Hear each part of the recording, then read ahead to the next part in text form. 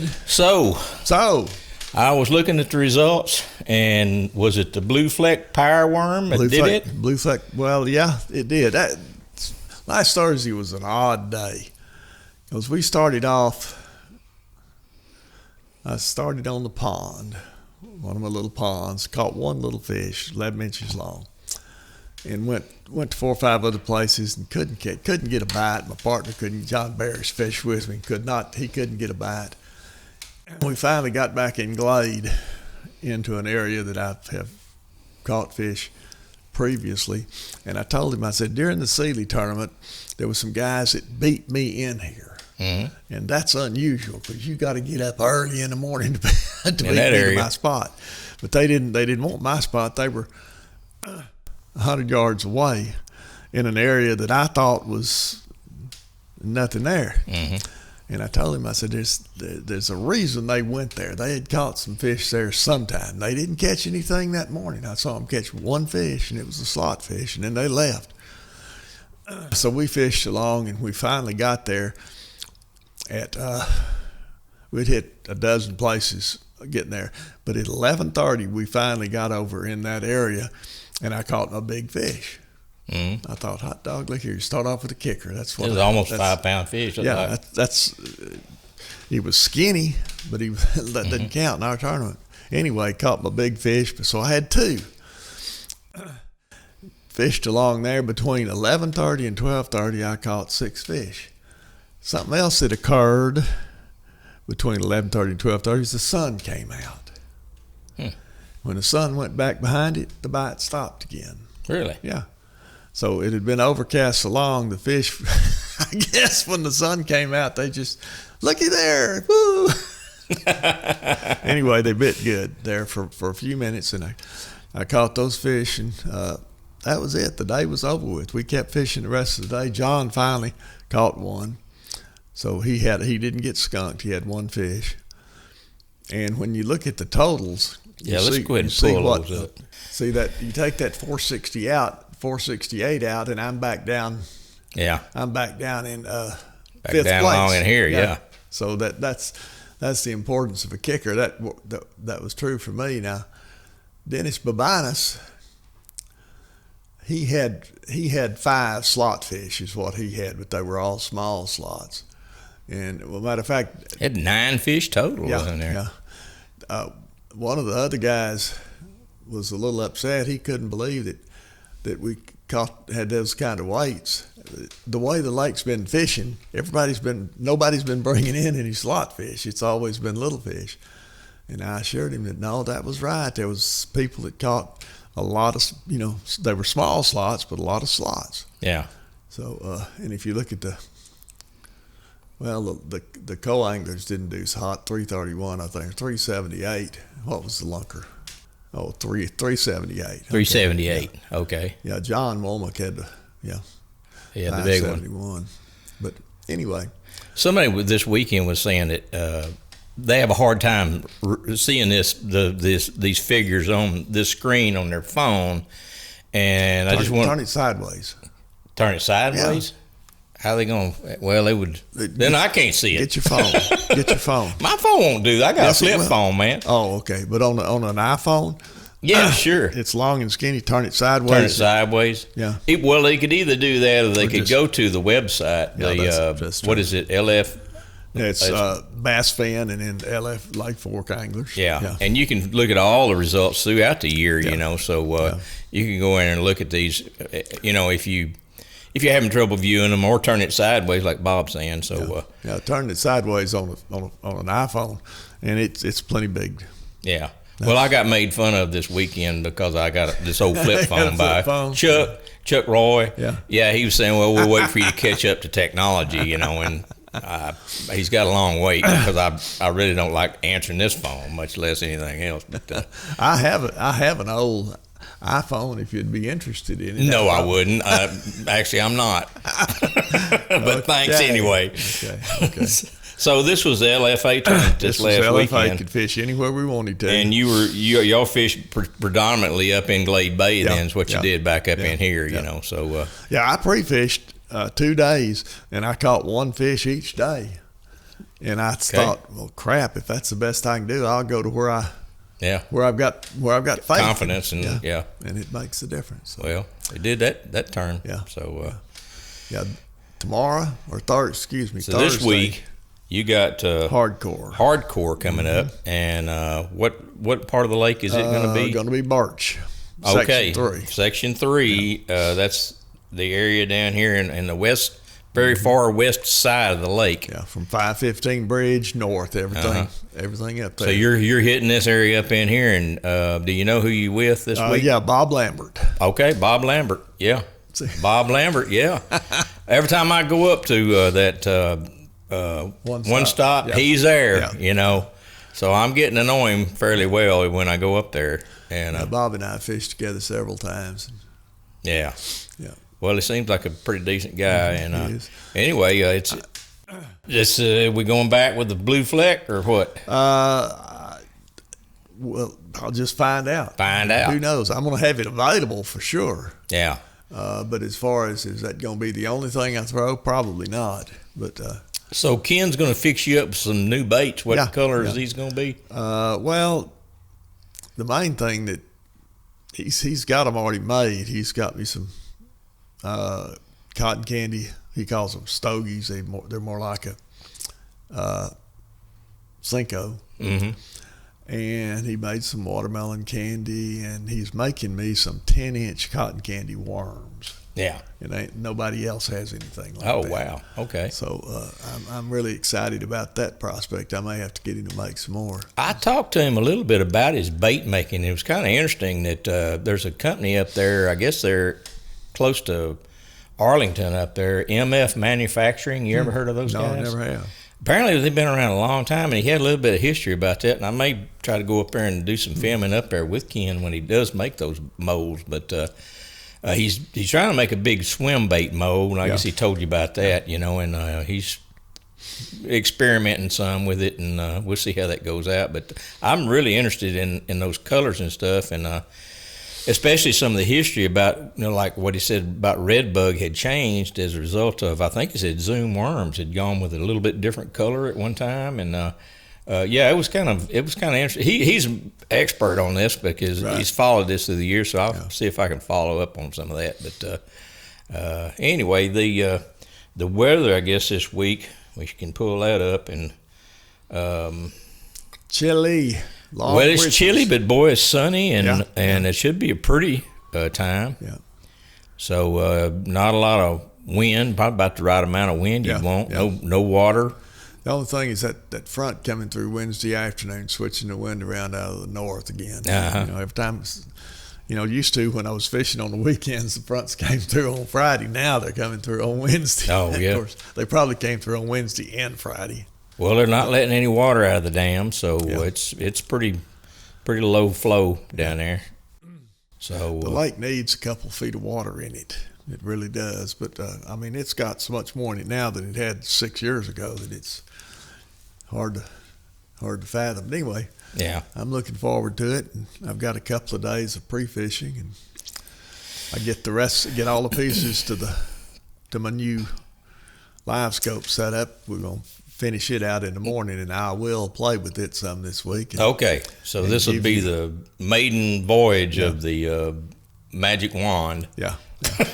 I'll go out deep and just play with it. It's useless up shallow. It's just a depth finder. You can't use the other parts, but I'm looking forward to that. My wife's all excited about going crappie fishing again. Shoot, I am too. Yeah, that sounds good. Yeah. We used to crappie fish. We used to start crappie fishing after Berkeley, and we fished until it just got so cold that she couldn't stand it any longer. Yeah. But I bought her a heated coat. A heated coat? A heated coat. Oh, boy. And you hook it up to the battery, and that sucker warms. It just really? Yeah. And she wore it faithfully there for a long time. And it's a raincoat too, but it's got heating elements in it. Yeah. And I told her I'd get her a pair of heated gloves. I never did do that, but as long as your body stays warm, your hands don't get cold. Well, October starts day of your tournament, so and here's what's left of the year. You've got in October, You've got, I guess, basically the Berkeley tournament. Isn't that what we got? Right. Well, there's a, let's see, October 4th, October 10th, the Jake Wilson Memorial. Yeah, the Jake Wilson. I actually looked that up a little bit, and that was kind of interesting. He was out of Terrell. He was a firefighter, it looks like, and it's the proceeds go towards scholarships for children, kids, right. young adults, whatever. Right. And so it may be a good tournament. Don't know. That's true.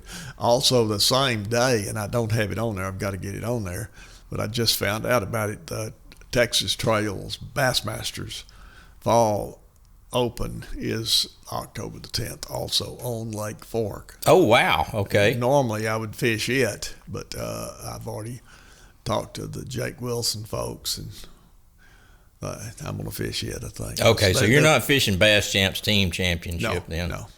Okay. Didn't fish any Bass Champs at all. Yeah, so you'd have to have done that to qualify to even place in the tournament. I noticed there wasn't a link on here to click to. Yeah, see that right there? Sure isn't. Okay. So you might want to put that link on there, but of course it's coming up here. Yeah. And then after that, I don't know. Is there anything else after? Let's see. Yeah, Billy Dyson. I don't know whether I'm going to fish that. It's the following. I think go back up a little bit. Let's see. It's the 11th more. Go up further. A little bit more. There. Yeah, there it is. It's okay. Yeah, Red Skeeter Memorial. Yeah. I imagine Charlie's coming back, so he and I are probably going to fish those two. Okay. So I can't. Okay. It just goes back to. And then after that, I think the only thing is the Berkeley.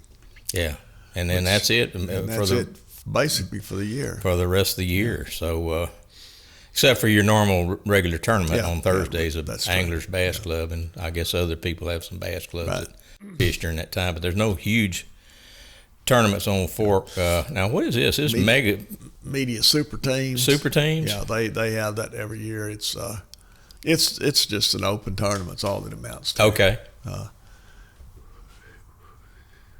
And if we're doing well, we may fish it. Okay. Well, that's another one maybe that if somebody wanted to fish, they may could do that. That's true. And even less in December. Yeah. This year, I was really surprised when I was doing it, because last year there were a lot of tournaments in November and December. Yeah. And this year, nobody did anything. Well, it's probably related to the COVID thing. No, this was long before COVID. This was really? Last October, November. When there were no. Wonder why that is. I don't know. Okay. But I've got to get started on.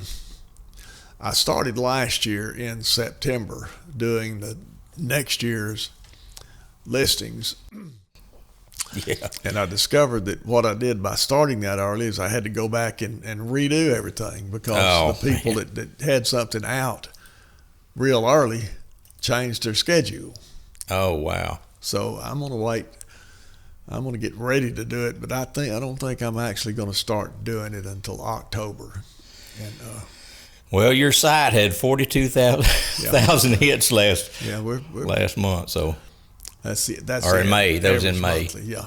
Average. Yeah. Well, I've updated it since May. I'm not updated the date. I hadn't put the date in there.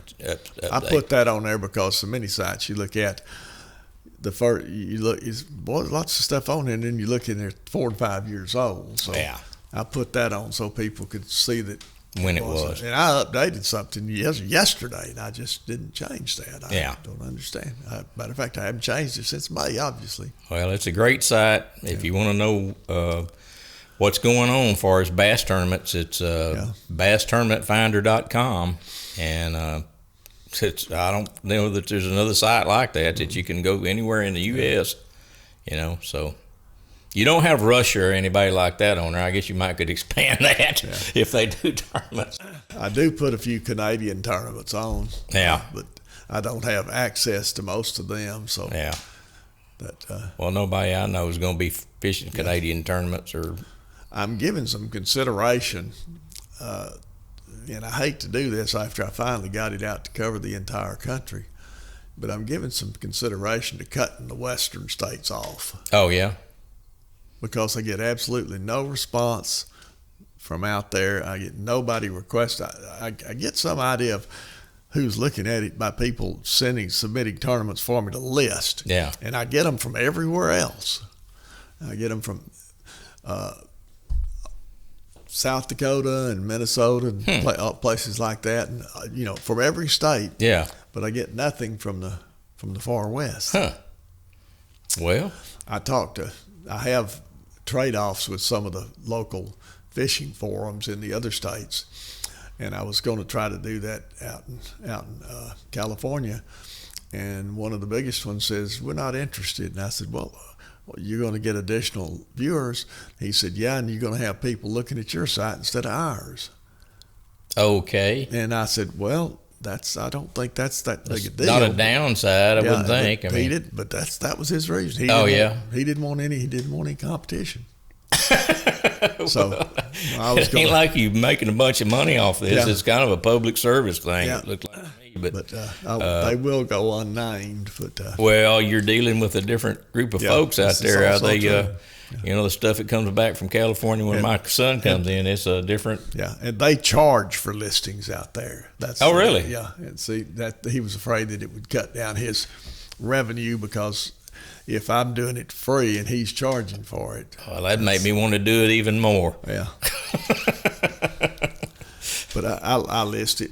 I list all the bass clubs and stuff, and that. Yeah. I ask them to tell their members about it. So anyway. Well, we sell maps to people in Arizona and I think Nevada and up north of that too. Right. And so I don't know. It's people do fish out there, and maybe they're just not as keen to knowing about the site itself. As much as that. Something new. They were advertising lithium. What was it? A lithium battery at the Sealy tournament. Lithium phosphate, I think, is what they are. That they don't blow up. Really? Yeah, and they were advertising a single 36-volt lithium chloride phosphate, whatever, battery, $5,000. $5,000 or something. It was fairly. It seemed. What like does it this was go on a boat or something? Yeah, it replaces your 3 lead acid batteries. You drop 120 pounds doing it.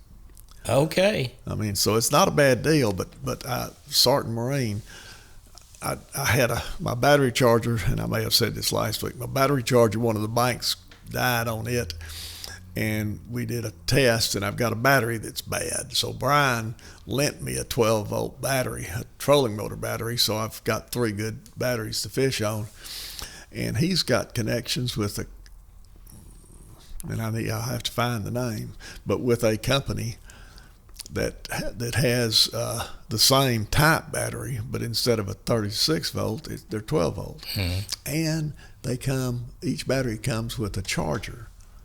So you don't have to go buy a special charger. That other one, you buy a high dollar charger, but naturally. But it comes complete, battery and charger. Yeah.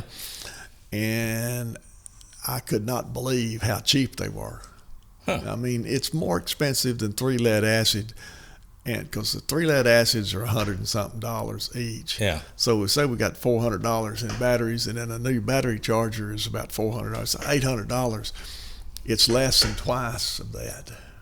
So, and they weigh, I'll drop 80 pounds. Wow. Or 120 pounds, excuse me. Yeah. Out of the back end of the boat, which, we'll see. So what's the life of a battery for expected? 10 years. 10 years. So that's what they say. Now, I don't believe it for a second, but if they warranty them for that long, which is my understanding that they do, hey, I'll hold them to it or try to. Wow. Okay. Because the lead acid, I get 2 years out of them. I know I'm going to replace them in 2 years just as sure as the sun's going to come up tomorrow. And they usually quit on the 13th month because there's a 12-month replacement. And you got to get in there and you got to change, make sure they're full of water and everything. These lithium batteries, you just put them in there and charge them up and go. Okay. So I'm really looking forward to that. Well, that sounds good. Yeah. All right, that's about all we got, I guess. Brian at Sarton Marine. Yeah. If you're interested in something like that, might give talk with him and he can fix you up with whatever you need. What he can do. They've got a special going on right now, I think. That's the reason I went ahead and did it. And it'd save you a little money. Yeah. So, well, sounds good. So we're going to go fish, and we're going to catch some fish this week. It's getting my time of year. This cool weather makes me want to throw a rattle trap, but it's not quite the weather's little early. Not quite ready for it yet. But I will throw one just because it's cool, and I feel like I have to. Well, it's going to be here pretty soon, I would think. It'll be here soon enough. Too soon, but anyway. You'll be getting you one of them heated jackets. I'd have me one if I was going to be out there much. Well, I've got to where I can dress warmly enough, but with little enough on that I can still maneuver. Yeah. And getting cold doesn't really pose a problem. I figured out after years. I figured out how to keep my feet from getting cold. That used to be my bugaboo, was my feet got cold, but that was nothing more than I put too many socks on, and my feet I cut the circulation off. You gotta let your feet have some circulation. Well, when you're catching fish, you could be skinny dipping and you'd never notice it. Never notice it. Yeah. So God helps if you do that. But